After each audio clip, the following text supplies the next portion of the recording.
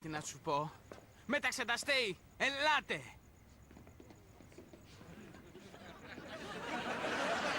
Παιδιά, εδώ είμαι. Θέλω να γνωρίσεις τους φίλους μου. Από εδώ, ο Μπράιαν. Μένει συνέχεια στη γεωμετρία, αλλά είναι άστος στο καναδέζικο ράκμπι. Από εδώ, ο Ντάγκ. Πάει 3 χρόνια στη Δευτέρα Λυκείου. Είναι παλαιστής. Και αυτός έχει φάκελο. Έχεις την εξυπνάδα να καταλάβεις τι γίνεται έτσι, εξυπνάκια? Τότε να το συζητήσουμε λίγο. Συμφωνείς, αφού είσαι καλός δάσκαλος? Τι λες λοιπόν, φιλί? Δεν το νομίζω.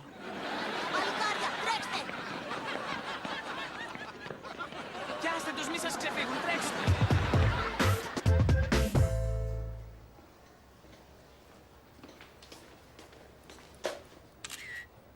Δουλεύεις εδώ μόνο 4 ώρες και συγχαρητήρια.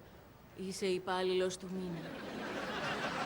Μόλις πάρω το ειδικό χαρτί, πάω στο σπίτι, βάλω τον εκτυπωτή, την τυπώσω, τη φέρω πάλι εδώ. Θα την κρεμάσω. Ευχαριστώ! Είναι μεγάλη τιμή. Παραλίγο να νικήσω κάποτε. Μα δεν νίκησα, γιατί κάνω πολλά διαλύματα. Τώρα θυμήθηκα. Ώρα για διάλειμμα.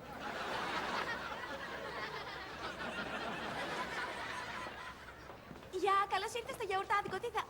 Τι θέλεις εσύ εδώ? Να ξαναγίνουμε φίλες και δεν φεύγω αν δεν το δεχτείς. Μα δεν χρειάζομαι τη φιλία σου.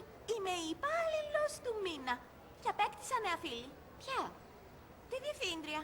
Αλήθεια, πώς τη λένε? Δεν μπορώ να σου πω. Μου είπε να μην το διαδώσω. Κοίτα, Χάρπερ, είμαστε φίλες. Το γεγονός ότι μου φέρθηκες άσχημα δεν σημαίνει ότι δεν μου λείπεις και ότι δεν σε θέλω για φίλη. Φέρθηκα άσχημα. Δεν με σεβάστηκες ως αφεντικό. Αφού δεν είσαι αφεντικό μου, γιατί δεν δέχεσαι τη συγγνώμη μου? Όταν λες ότι σου φέρθηκα άσχημα, δεν είναι συγγνώμη. Και τώρα φύγε, έχω πολλή δουλειά. Να κρυφτώ στο μπάνιο σας. Όχι, αν δεν παραγγείλεις κάτι. Θα πληρώσω βγαίνοντας. Εδώ μέσα μπήκε. Πού είναι? Δεν ξέρω.